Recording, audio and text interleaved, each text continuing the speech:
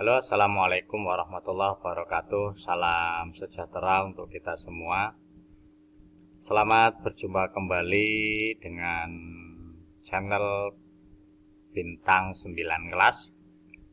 Kali ini kita akan belajar untuk kelas 4, masih di tema 1 tentang indahnya kebersamaan, subtema 2 kebersamaan dalam keberagaman untuk pembelajaran ke-1.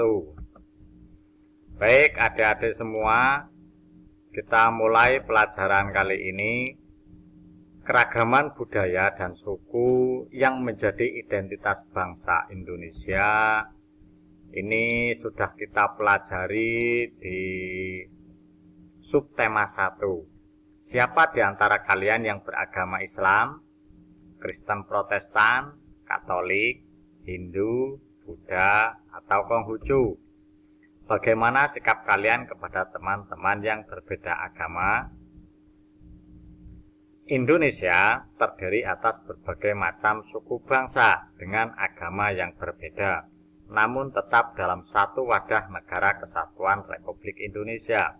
Perbedaan agama bukan menjadi penghalang untuk tetap menjunjung persatuan dan kesatuan. Sikap saling menghargai dan bekerja sama antar pemeluk agama yang berbeda menjadi modal dasar untuk menjaga keutuhan NKRI. Untuk selanjutnya, adik-adik semua, coba kita buka halaman 75 untuk buku siswa. Bekerja sama dalam keberagaman. Ini adalah suatu bacaan dengan tema bekerja sama dalam keberagaman. Ada beberapa paragraf yang akan kita pelajari. Masih ingat kan bahwa suatu paragraf itu terdapat dari berbagai macam gagasan pokok dan gagasan pendukung. Satu paragraf biasanya ada satu gagasan pokok yang didukung oleh beberapa gagasan. Karena itu pada paragraf kali ini ada tulisan yang berwarna-warni. Ini merupakan contoh bahwa tulisan yang berwarna hitam ini merupakan gagasan pokok atau ide pokok. Sedangkan yang lain yang berwarna-warni ini adalah gagasan pendukung. Yuk kita baca bersama-sama. Ido dan kelima temannya mendapat tugas untuk melakukan percobaan tentang bunyi.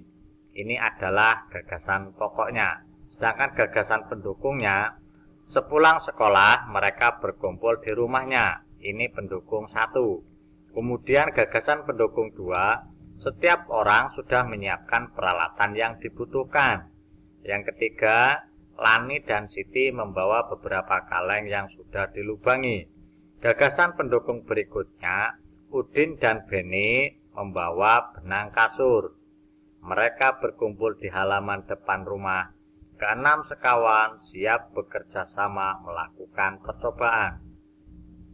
Pada paragraf kedua, ini coba kalian pelajari sendiri dan cari di mana gagasan pokoknya dan di mana gagasan pendukungnya. Yuk kita baca bersama-sama. Saat percobaan akan dimulai, tiba-tiba terdengar azan. Siti dan Udin meminta izin teman-temannya untuk sholat. Teman-temannya mengizinkan mereka untuk melakukan ibadah. Edo meminjamkan ruang makannya untuk digunakan Siti dan Udin sholat. Meskipun Edo beragama Katolik, ia tidak keberatan rumahnya dipakai untuk sholat. Beni yang beragama Kristen, Dayu yang beragama Hindu, dan Lani yang beragama Buddha menunggu dengan sabar teman-temannya beribadah. Keenam sahabat selalu menghargai satu dengan yang lain. Untuk selanjutnya, pada paragraf yang ketiga, itu ada di halaman 76. Tiba saatnya keenam sekawan melakukan percobaan. Setiap orang menunjukkan tanggung jawabnya dalam bekerja. Tidak ada satupun di antara mereka yang duduk diam atau memberi perintah saja. Semuanya ikut bagian dalam percobaan. Saat Dayu membutuhkan pertolongan memotong benang, Udin datang membawakan gunting. Saat itu kesulitan menalikan benang di kaleng, Siti ikut membantu. Keenam sahabat bekerja sama dengan semangat. Mereka hidup rukun, saling membantu meskipun berbeda agama. Baik adik-adik, dari bacaan di atas itu merupakan contoh toleransi dan kerjasama saling menghormati meskipun dari beberapa teman yang ada di atas tadi mempunyai perbedaan agama. Untuk selanjutnya, masih ingatkah tentang gagasan pokok dan gagasan pendukung? Ini sudah kita pelajari dari awal. Tentunya gambar seperti ini kalian sudah tidak asing lagi. Ada satu gagasan pokok dan beberapa gagasan pendukung. Yuk kita ingat lagi apakah itu gagasan pokok dan gagasan pendukung. Gagasan pokok adalah inti bahasan dari suatu paragraf. Ini biasanya dalam satu paragraf hanya ada satu gagasan pokok. Sedangkan gagasan pendukung berupa kalimat-kalimat penjelas yang memberi tambahan untuk gagasan utama. Karena itu gagasan pendukung ini biasanya terdapat banyak sekali, bisa lebih dari satu dalam satu paragraf. Baik adik-adik, untuk materi berikutnya yaitu tentang bunyi. Apa yang kamu ketahui tentang bunyi? Beragam bunyi berasal dari benda yang bergetar. Getaran dari suatu benda akan mengakibatkan udara di sekitarnya bergetar. Getaran tersebut menimbulkan gelombang bunyi di udara. Benda-benda yang bergetar dan menghasilkan bunyi disebut sumber bunyi. Bunyi kemudian merambat melalui udara dan ditangkap oleh telinga kita. Getaran bunyi mengenai gendang telinga yang berupa selembar kulit tipis.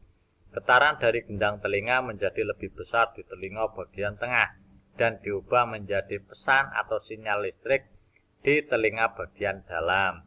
Sinyal tersebut kemudian diteruskan oleh saraf pendengaran menuju otak yang kemudian menerjemahkan jenis dari bunyi tersebut. Kita harus bersyukur pada Tuhan Yang Maha Esa dengan dianugerahkannya indera telinga. Merawat telinga dan menggunakannya secara benar adalah bentuk dari rasa syukur tersebut. Guru memotivasi siswa untuk menuliskan pengalamannya dengan rinci. Siswa juga diminta untuk menuliskan penyebab sakit atau gangguan tersebut dan cara pengobatan dan pencegahannya. Siswa juga menuliskan perasaan saat menderita penyakit, gangguan pada telinga, serta menuliskan solusi untuk lebih baik lagi dalam menjaga kesehatan telinga. Baik adik-adik, ada beberapa tugas dari guru untuk siswanya. Ini berkaitan dengan bunyi. Yuk, ada tugas apa? Kita buka berikutnya.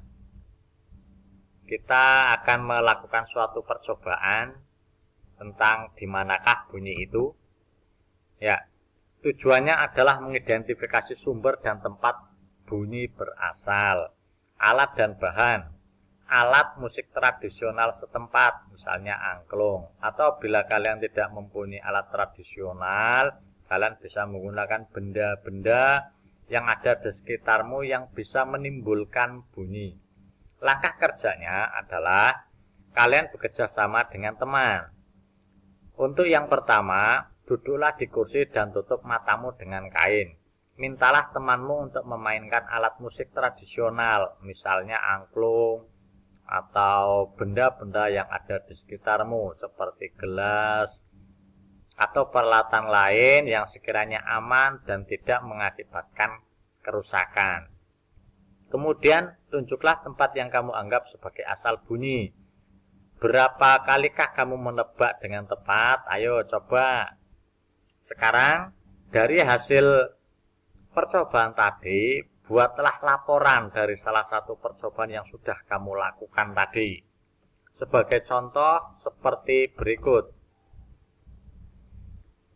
Kamu tulis sebuah tabel.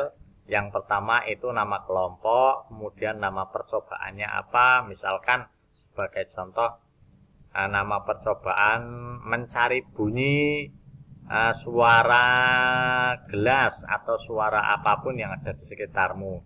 Tujuan percobaannya untuk apa? Kemudian alat dan bahan yang digunakan apa saja? Kemudian langkah kerjanya seperti apa? Tentu kamu masih mengingat percobaan itu. Dan hasil percobaannya ini bisa dikhususkan untuk yang mendengar bunyi. Kemudian kesimpulannya bisa ditulis, kesimpulannya misalkan bahwa ternyata dari benda yang berbeda itu bisa menghasilkan bunyi yang berbeda. Itu hanya contoh. Baik adik-adik, tugas harian dan laporan kegiatan percobaan seperti contoh tadi bisa kamu tulis untuk kemudian dikumpulkan kepada guru-guru kalian. Untuk selanjutnya, ya, untuk tema pembelajaran satu ini selesai sampai di sini. Adapun untuk yang selanjutnya kalian bisa mempelajari untuk pembelajaran yang kedua. Dan ingat bagi adik-adik yang belum subscribe channel ini, kalian bisa klik subscribe tanda merah yang ada di bawah agar setiap ada pembelajaran bisa dapat pemberitahuan dari channel ini. Oke, terima kasih. Assalamualaikum warahmatullahi wabarakatuh.